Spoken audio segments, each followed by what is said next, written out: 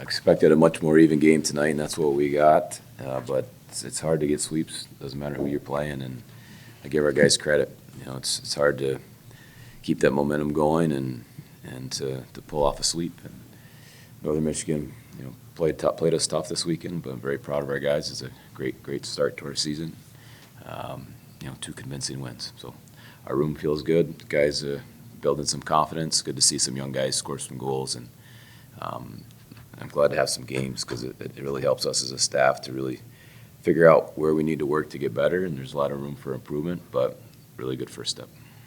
2 games in the books now. Is any area of the game you feel ahead of schedule at this point, or kind of what you expect? Ahead of schedule, no. Power play is way behind schedule, so we'll spend a lot of time on that. Coach Jamie Enschko on the board tonight with a power play goal. What have you seen from him? Maybe a tougher game yesterday, to bring energy tonight. Well, he's got good skill level and a good shot, so you get that. But you saw the turnover when the goalie is out late in the period. That's where we need him to be better. Just a little more compete, a little more intensity. But he's got a great skill level, and he's a smart player. And he needs to be a really reliable player for us. He needs to give us offense and be a good defensive player, and we'll get him there. But there's some room for growth. What do you think Landon's biggest strength is? He skates and he's hard.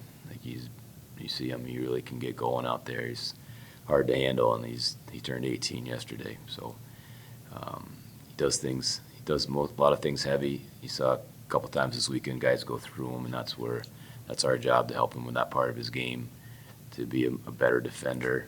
But he's got natural ability that's pretty special. Bumped Cosman up to the third line. What do you see from him tonight?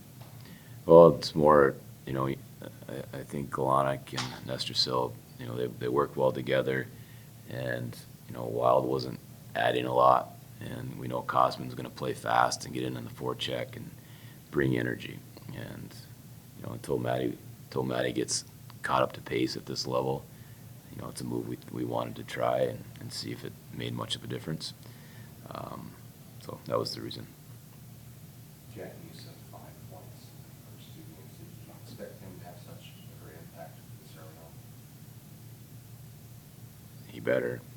We need him to have a huge impact, and that was my discussions with him. He's been an excellent player for us, but now he has to be the go-to player, and he needs to have points every night.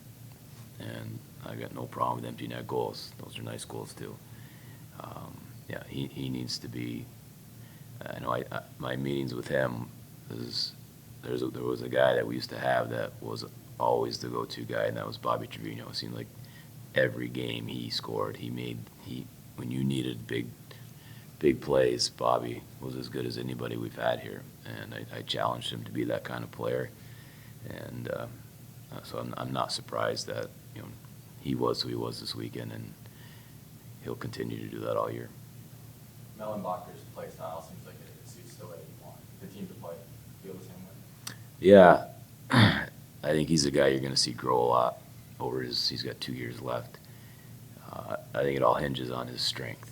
I agree that the way we play plays to his strengths, but he's got to get stronger. And, that doesn't happen when you snap your fingers. So I think you'll see him over his time become, a very reliable, trusty guy that he chips in offensively, but you want him on the ice in every situation. So, again, he's got some room for growth. To me, I say this a lot, or I've said this a lot recently. It's glaring to me, the players who've been here for a year, 2 years, 3 years, and the guys who are playing their first games. It's glaring. But we got 11 new guys, and so that means there's a lot of room for growth. How do you approach that as a coach when you have so many players that aren't up to the UMass level, if you will? Is that frustrating? Do you see it as an opportunity? I don't want to say frustrating. It's just it's part of the process.